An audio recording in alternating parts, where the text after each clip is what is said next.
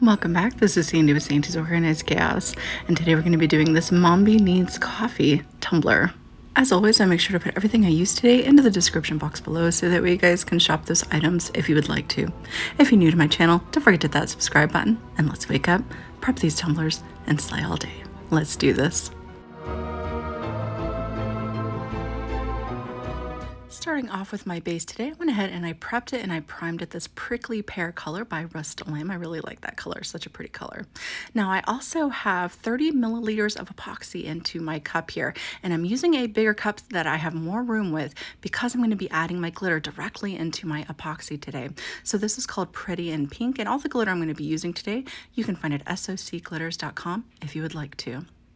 So the trick I found to doing it this way, where you put your glitter into the epoxy and smear it onto the tumbler, is I'm using a 20-ounce tumbler. So I'm going to go 10 milliliters higher with my epoxy content. So again, I'm using 30 milliliters of epoxy. So if I was using a 30-ounce tumbler, I would do 40 milliliters of epoxy. And then I add just enough glitter to kind of coat the top of my epoxy. So you don't want to put so much in there that when you stir it, it's too thick. So you see there's still lots of movement and my glitter has enough space to kind of like separate and lay flat for me. So you don't want it too thick, but you want to make sure you add enough for sure. So I decided to be a little bit more whimsical, and I'm going to be adding these little lightning bolt shapes into my epoxy mixture as well. So again, just a little bit, not too much. I'm going to show you guys how much I add into it. A little bit goes a long ways. That's all I'm doing. And I'm going to get that mixed in with everything, and then we'll get this applied to the tumbler. So now the next trick is when you go to apply it, I like to just smear it all in one little area. So I'll do a line of it. I'm going to show you. I'm going to do a line of it from the top to the bottom, and I'm going to just smear that around in about 1 inch to 2 inch width across. So I don't want to smudge it too far away from itself. And this is going to make sure that it doesn't get too sparse looking. So I'm just going to continue on this motion where I lay a strip down and not push it too far away from where I laid it down initially. Now, when I go to put this onto my turner and everything, and I let it cure, typically it comes out pretty smooth, but if you need another coat of epoxy over top of this to make it a little bit smoother for yourself, you can go ahead and do that, because we're going to be doing some distressing over the top of this, and you want to make sure you're able to kind of get some of that distressing out of there. Like if it's too lumpy, you know, paints will get stuck places, but you know what, maybe it doesn't matter. Maybe you want it to look kind of like grungy like that. So it's completely up to you guys if you want to do another coating of epoxy over top of this after this cures. All right, so you can see I'm just making sure that there's not too much clumped up around the bottom. I'm making sure there's not too much clumped up around the bottom rim as well. And now I'm going to take my opposite hand and I'm going to push some of that epoxy away off the rim for me. This is going to make it easier when we go to clean everything up in the end. I'm going to place that onto my turner. Then I will go ahead and give it a couple rotations with my torch to pop any little micro bubbles. And one last trick I like to do when applying my epoxy and glitter in this manner is I will take another gloved hand and I will make sure that everything is kind of spread out. You'll be able to see if the glitter is too clumped up on top of each other, which mainly it was up around my rim here. So I just came through and I'm tapping, I'm not pushing, because if you push, you could separate it and then you won't have any glitter in that area. So just take your finger and tap it along and disperse it out equally. But now I'm going to go ahead and let that cure, and then we'll be ready to move on to our next step. We're back. It is nice and cured, and we're outside because we're going to be doing some power wash. I'm going to be using 2 different colors, but the first color I'm going to be using is called this Candy Pink. It's a very, very light pink color, and I also have my Dawn Power Wash that I'm going to be using as well. Now you can't really see my Dawn Power Wash, but I'm going to start spraying it here because I just really want to really saturate this tumbler. I'm going to do some spots that are thicker than others with the Dawn Power Wash, and then I'm just going to come through and do some light misting here and there. You know, it's all up to you guys. You know, you never know how much you want to do or how much you don't want to do, but I'm going to let that sit and you're going to watch it kind of clump together, and that's what you want. You want it to just kind of start to stick together to form those bigger pieces of the Dawn Power Wash, so that way it has that big masking for you. Then you're going to come through with your light pink and you're going to go ahead and give it a good spray. Now after you give that a good spray, you're going to go ahead and rinse that off. You're going to let it sit for just a couple seconds. I just rotate it in my hand, let it rotate, and then I turn on my hose. See, that's how long I let it sit. I'm trying to do this all in real time for you guys. And then I'm rinsing it off right now. And there we go. Our first layer is done there. Now I want to let that dry completely before we do the second layer. Now for the second color, you can use the same color used on your base itself, the prickly pear. I'm going to use this berry pink. I don't know why I did that. I think I thought I grabbed prickly pear, but I didn't. Anyways, so you would just want a darker pink at this point. So I went through and I'm covering up those spots where you could really see the glitter. I wanted to make sure that that stayed, you know, the glitter could stay through it. And then again, I just come through and spritz on that Dawn Power Wash. I'm going to let it clump together like we did the first round. And then I'm going to go ahead and spray with my darker pink color. So let's say you moved on right away from the first round into this round without letting it dry and it was still wet. That's when your paints won't stick. If there's still water on there, your spray paint won't stick. It'll all come off pretty easily. So you want to make sure that you definitely dry it the first round and then come through and do the second coloring if you would like to over top. So now here I am just rinsing it, and then I'm going to let this dry completely again, and then we're going to take it inside and we are going to distress it just a little bit more.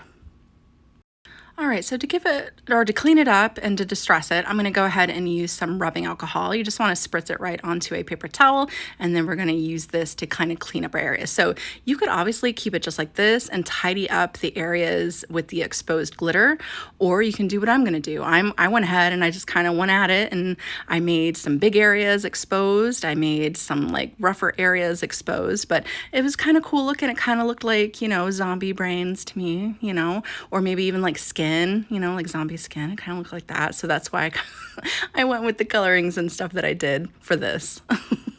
So I'm going to jump forward a little bit, and look, I did it so much that it kind of made that darker pink kind of like disperse out over the lighter pink, and it made it that darker, more of that darker pink. So that's just, you know, again, you know, it's all up to you and your preferences on how much you want to distress it, make it grungy. It's supposed to have that look to it, you know? So we're thinking, you know, a mom who's just up all night, tired, needs her caffeine. She's just walking like a zombie through the house to get to her coffee. So that's what we're thinking of there. That's why we came up with the word Mombie here.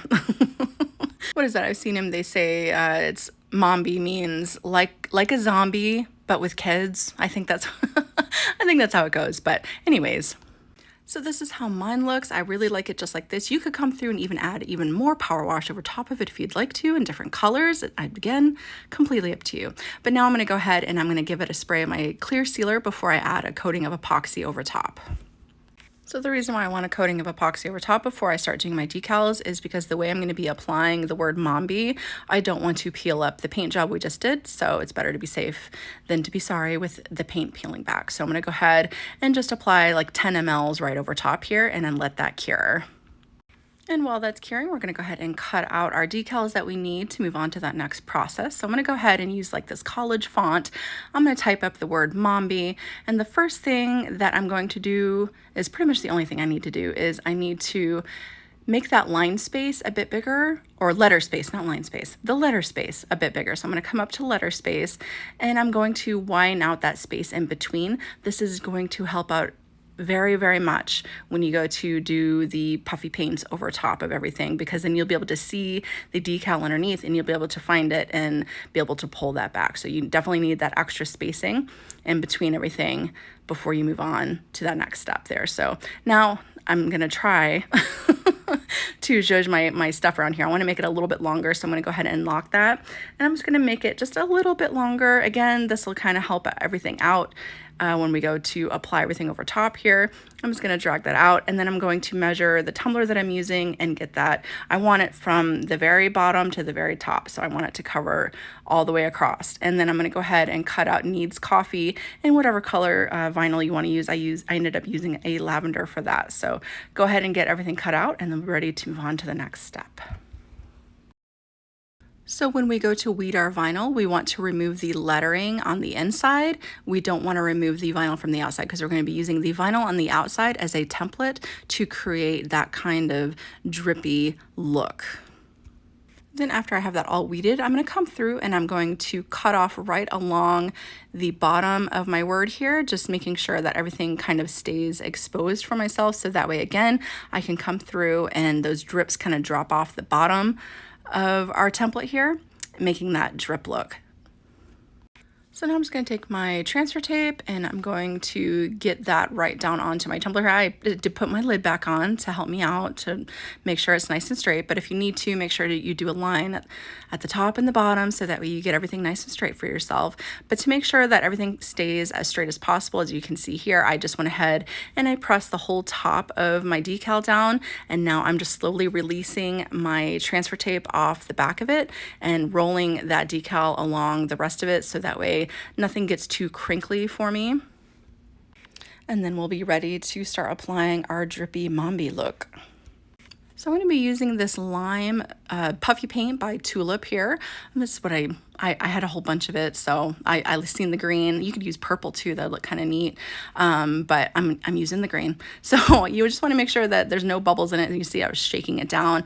And the biggest thing I can say when it comes to this part is you only want to do a little bit at a time because you don't want to cover up everything intensely so you won't be able to see it. So you see I'm just trying to fill in the areas that's exposed, so that way I can kind of get that drip going, but I can still find my vinyls underneath. So I'm just gonna go ahead and do about halfway there. I'm gonna go ahead and start giving its first tap, and with this curvy tumbler, I'm gonna make sure that that top portion is the only thing hitting my table there, so that way it doesn't start to go crooked. If I have it just, you know, with the bottom tapping down, then everything will start to go that one way. So I just made sure that that one side was up so that way as I was tapping, it stayed straight. So I didn't like how that looked. You could keep it like that, you know, and then come through and do like an outline over everything, but I wanted it a little bit more filled in. So I'm not completely filling it in. Again, just a little bit of it as you go, so that way you don't cover up your vinyls too much. So I'm just kind of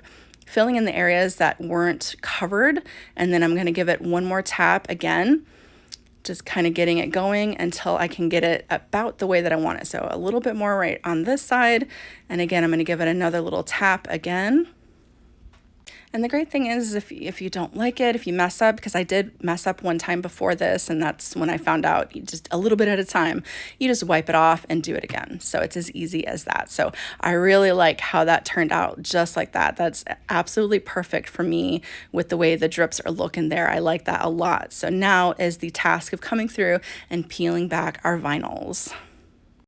So the main thing I can say with this is I just went slow. I just kind of took my time and made sure that I didn't accidentally smudge anything.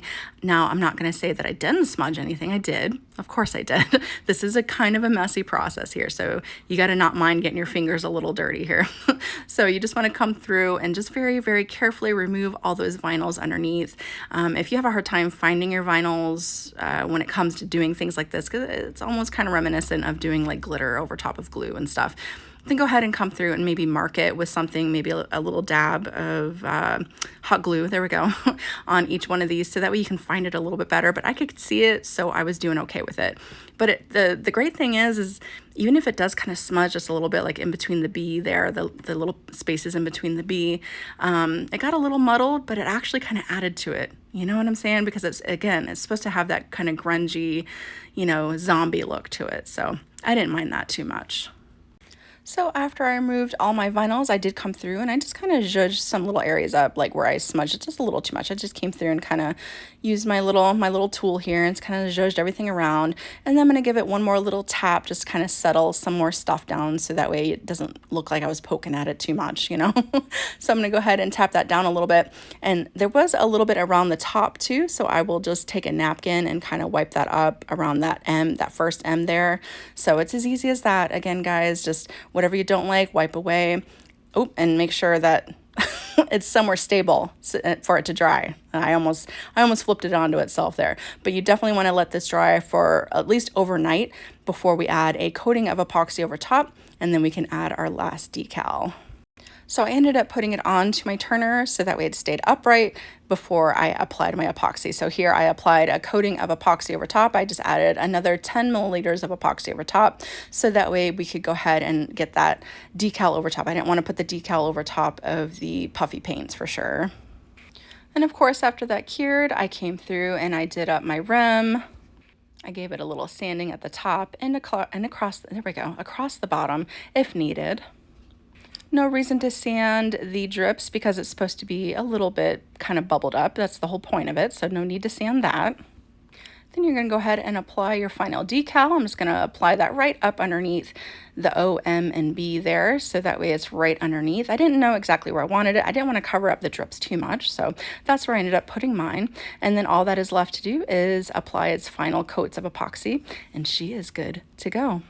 Whether you take this design and duplicate it as is, or you take it and let it inspire you to create something that is completely your own, I hope that you guys had a lot of fun watching this tutorial today. Again, if you're new to my channel, don't forget to hit that subscribe button, and I will see you guys next time.